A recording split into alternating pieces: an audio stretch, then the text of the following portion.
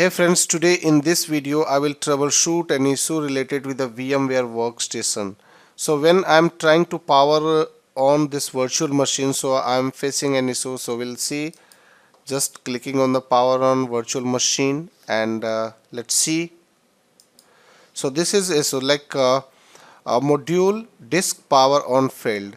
So what we need to do if you are facing such kind of issue, so just right click on the virtual machine and click on the open VM directory. So this will just open the path of this machine, and you can see there are the multiple files are available. So what you need to do, you need to just delete the .lck file and then try it again. So I'm deleting it now. This has been deleted, and let's check it again.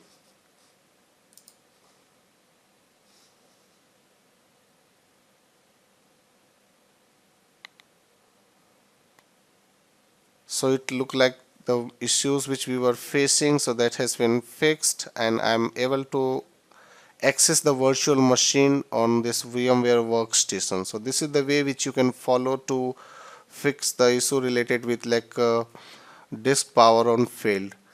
Thank you for watching this video.